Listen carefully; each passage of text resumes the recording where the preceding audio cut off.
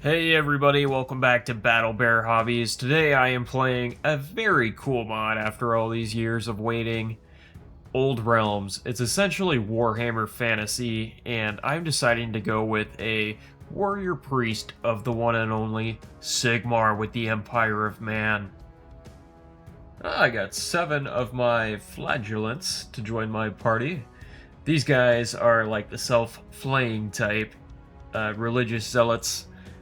And they have some really cool custom models in this mod, I'm noticing already.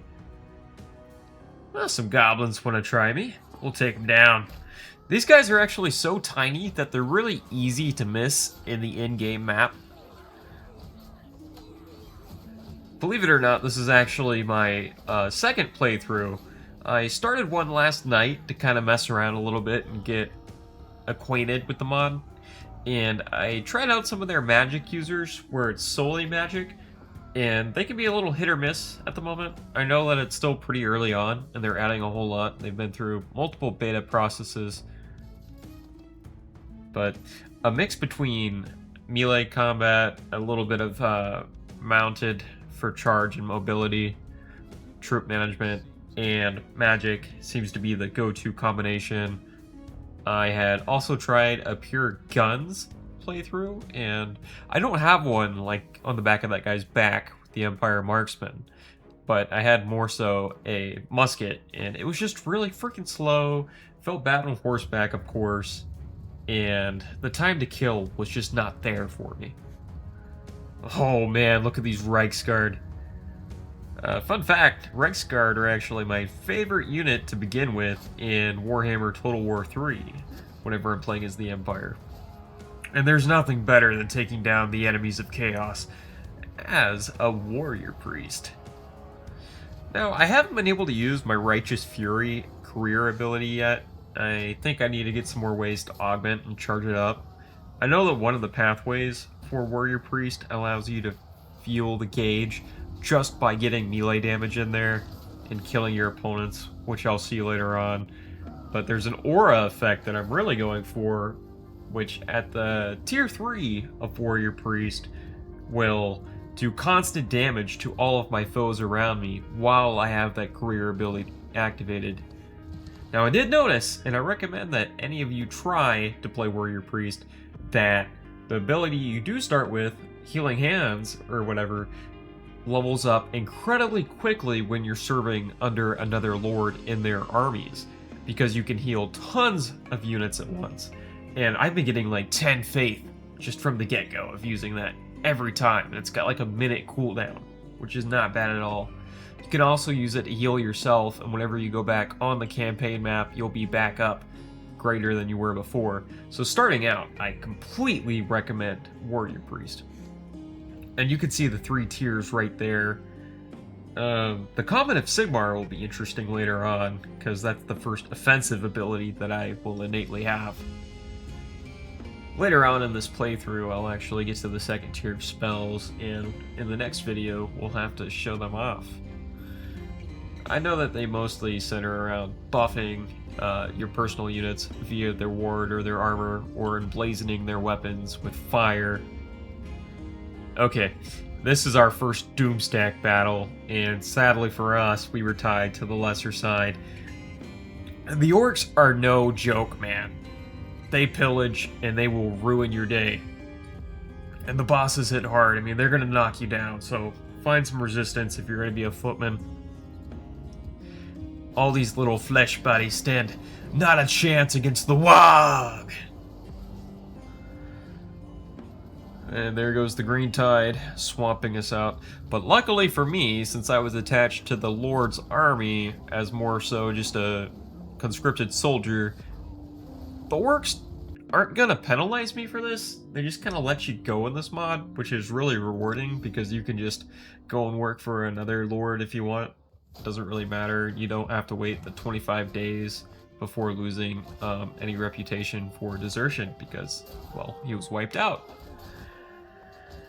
We start taking on some Sylvanian cities and villages just to kind of raise and plunder and first the undead, because they are heretic scum and we are a warrior priest, and that's all the rationale and reason that I need 700 health to 14 targets, and it was like it was nothing.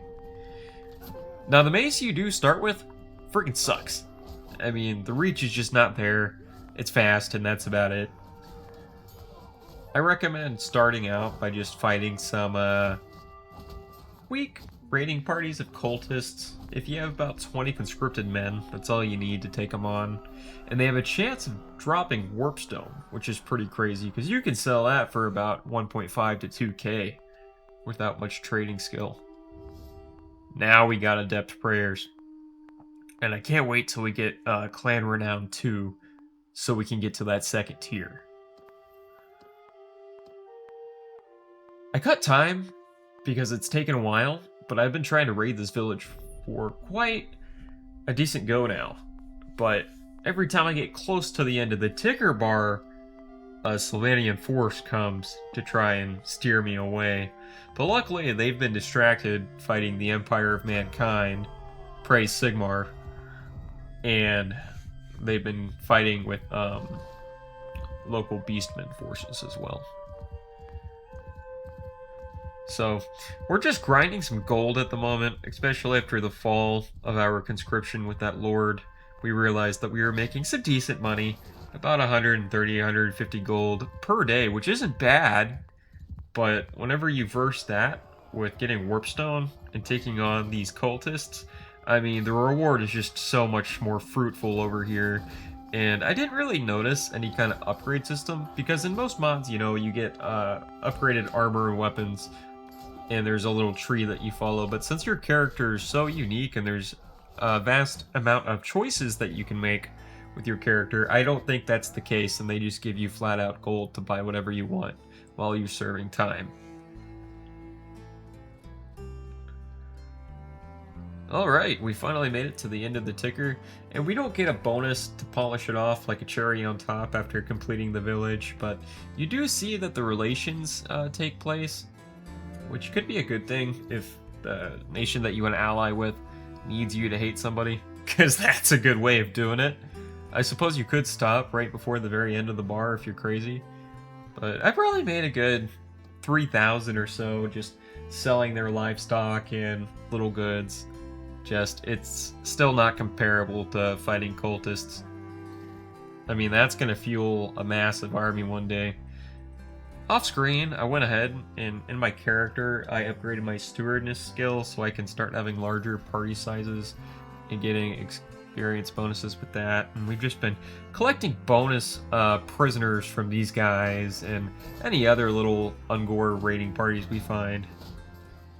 We got a better mace. You know, it's not perfect, but it's satisfying to use, and it can sure bonk them down to the ground.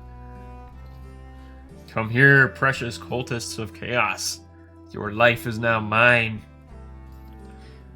We have a cool mix of units now. We're starting to get some handgunners as well, and those are cool. I mean, I just have always appreciated guns in any Mount and Blade Warband or Bannerlord mod. They have a ways to go, but it's functional, and that's the most important thing. Also, the detail on the freaking Empire armor sets is enough reason to play them alone. Like, sure, the orcs are cool, but I'm just a fanboy through and through.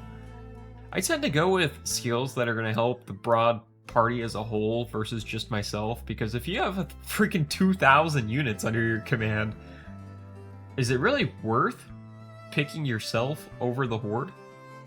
I don't think so. But thank you guys for tuning in. This has been Battle Bear Hobbies, and I will see you on the next one.